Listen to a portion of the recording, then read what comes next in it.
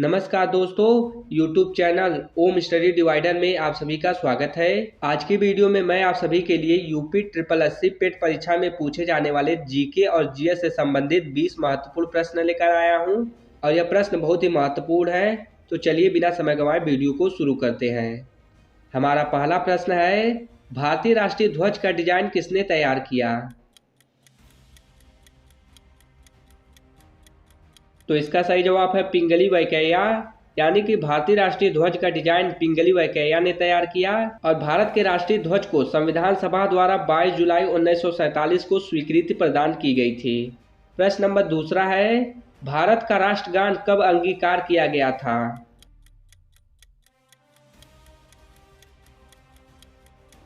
तो इसका सही जवाब है 24 जनवरी 1950 ईस्वी, यानी कि भारत का राष्ट्रगान 24 जनवरी 1950 ईस्वी को अंगीकार यानी कि स्वीकार किया गया था। राष्ट्रगान को प्रथम बार 27 दिसंबर 1911 को भारतीय राष्ट्रीय कांग्रेस के कलकत्ता अधिवेशन में गाया गया था। हमारा राष्ट्रगान जन गण मन है और इसके रचनाकार है रविंद्रनाथ टैगोर। राष्ट्रगान को रविंद्रनाथ टैगोर द्वारा रचित गीतांजलि से लिया गया है। एक प्रश्न यहाँ से भी बनता है कि रविंद्रनाथ टैगोर ने भारत के अलावा किस अन्य देश का राष्ट्रगान लिखा है? तो इसका सही जवाब है बांग्लादेश, यानी कि रविंद्रनाथ टैगोर ने भारत के अलावा बांग्लादेश का भी राष्ट्रगान लिखा है। तो इसे भी आप लोगों को ध्यान में रखना चाहिए। प्रश्न नंबर तीसरा है, रजत रेशा क्रांति किस उत्पादन से संबंधित है?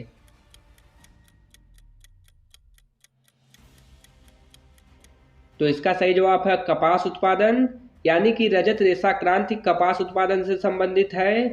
खाद्यान्न उत्पादन हरित क्रांति से संबंधित है। दुग्ध उत्पादन श्वेत क्रांति से संबंधित है और जूट उत्पादन स्वर्ण रेशा क्रांति से संबंधित है। और यदि आपसे पूछा जाए कि रजत क्रांति किससे संबंधित है, तो रजत क्रांति अंडा उत्पादन से संबंधित है। यहाँ पे दिया है रजत रेशा क्रांति, इसलिए कपास उत्पादन से यह संबंधित है। प्रश्न नंबर 4 है, यूरोप की सबसे लंबी नदी कौन सी है? तो इसका सही जवाब है बोल्गा नदी, यानी कि यूरोप देश की सबसे लंबी नदी है बोल्गा नदी, जिसकी लंबाई है 3692 किलोमीटर। और भारत देश की सबसे लंबी नदी है गंगा नदी, जिसकी लंबाई है 2525 किलोमीटर। प्रश्न नंबर 5 है, भारत संचार निगम लिमिटेड बीएसएनएल की स्थापना किस वर्ष की गई?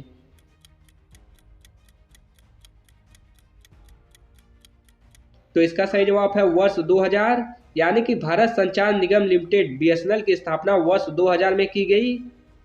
प्रश्न नंबर 6 है, बांग्लादेश की राजधानी एवं मुद्रा का क्या नाम है?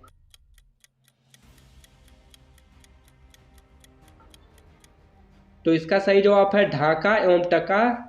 प्रश्न नंबर 7 है, विश्व में हरित क्रांति के जनक कौन है?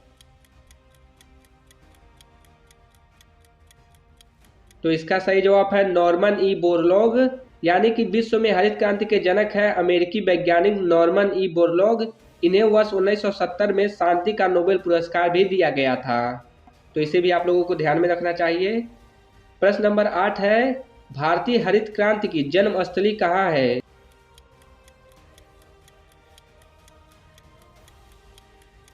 तो इसका सही जवाब है पंतनगर, यानी कि भारतीय हरित क्रांति की जन्मस्थली है पंतनगर।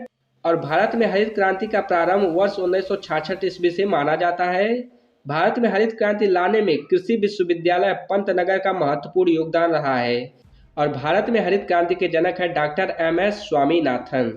प्रश्न नंबर 9 है, ऑपरेशन फ्लड का संबंध निम्नांकित में से किससे है?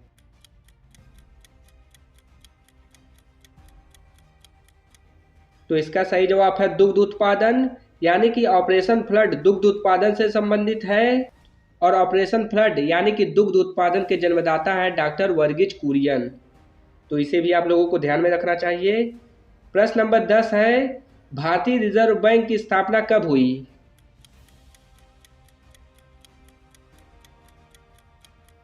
तो इसका सही जवाब है वर्ष 1935 ईस्वी, यानी कि भारतीय रिजर्व बैंक की स्थापना 1 अप्रैल 1935 ईस्वी को कलकत्ता में भारतीय रिजर्व बैंक अधिनियम वर्ष 1934 के प्रावधानों के तहत हुई। वर्ष 1937 में इसका मुख्यालय कोलकाता था, जो बाद में मुंबई में स्थानांतरित कर दिया गया। और वर्ष 1949 ईस्वी में इसका राष्ट्रीयकरण किया गया था। तो इसे भी आप लोगों को ध्यान में रखना चाहिए।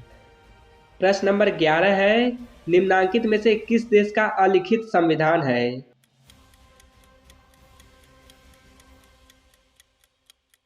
तो इसका सही जवाब है यूके, यानी कि यूनाइटेड किंगडम, ब्रिटेन का संविधान अलिखित है। प्रश्न नंबर 12 है, भारत की संविधान सभा के अध्यक्ष कौन थे?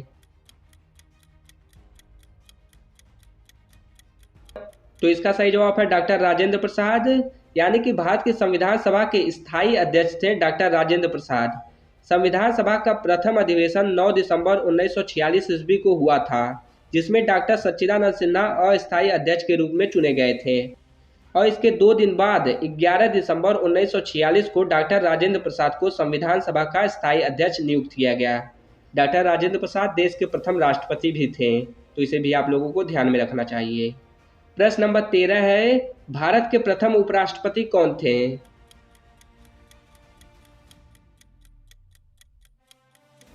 तो इसका सही जवाब है डॉक्टर सर्वपल्ली राधाकृष्णन, यानी कि भारत के प्रथम उपराष्ट्रपति थे डॉक्टर सर्वपल्ली राधाकृष्णन। इनका जन्म दिवस 5 सितंबर को शिक्षक दिवस के रूप में मनाया जाता है। प्रश्न नंबर 14 है, पर्ल ऑफ साइबेरिया किसे कहा जाता है?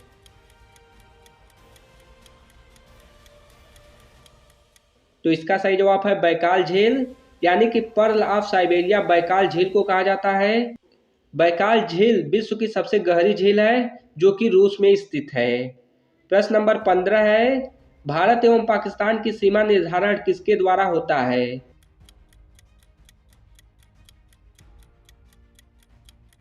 तो इसका सही जवाब है रेड क्लिफ लाइन, यानी कि भारत एवं पाकिस्तान की सीमा का निर्धारण रेड क्लिफ लाइन के द्वारा होता है। पाक स्ट्रेट श्रीलंका एवं भारत के मध्य खींची गई सीमा रेखा है। 38वीं समांतर लाइन उत्तर कोरिया एवं दक्षिण कोरिया के मध्य खींची गई सीमा रेखा है। और 49वीं समांतर रेखा संयुक्त राज्य अमेरिका एवं कनाडा के मध्य खींची गई सीमा रेखा है। तो इसे भी आप लोगों को ध्यान में रखना चाहिए। प्रश्न नंबर 16 है, भारत सेवक समाज की स्थापना किसने की?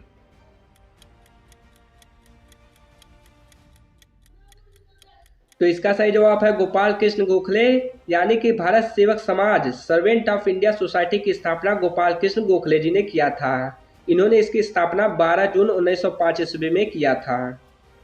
प्रश्न नंबर 17 है, कौन जिंदा पीर के नाम से जाना जाता है?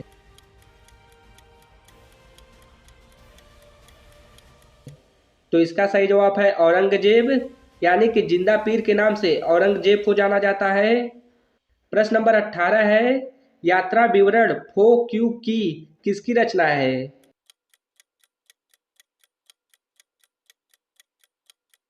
तो इसका सही जवाब है फाहयान, यानी कि यात्रा विवरण फो क्यू की फाहयान की रचना है। मेगस्थनीज ने इंडिका नामक यात्रा वृत्तांत की रचना की। वेन सांग ने सियूकी नामक यात्रा वृत्तांत की रचना की। तो इसे भी आप लोगों को ध्यान में रखना चाहिए।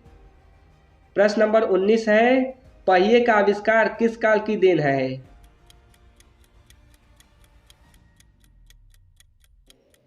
तो इसका सही जवाब है नवपाषाण काल, यानी कि पहिए का आविष्कार नवपाषाण काल की देन है। आग की खोज पूरा पाषाण काल में ही हो गई थी। प्रश्न नंबर 20 है, मेसोपोटामिया की सभ्यता का विकास किस नदी के किनारे हुआ?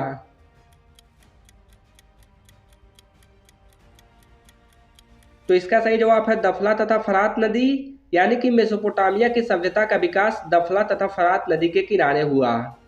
हड़प्पा सभ्यता का विकास रावी नदी के किनारे हुआ। मोहनजोदड़ो का विकास सिंधु नदी के किनारे हुआ तथा मिस्र सभ्यता का विकास नील नदी के किनारे हुआ। तो इन सभी को आप लोगों को ध्यान में रखना चाहिए। तो आज की वीडियो में बस इतना ही। वीडियो पसंद आई हो तो please like share and subscribe करें। मिलते हैं अगली वीडियो में, तब तक के लिए bye bye and take care.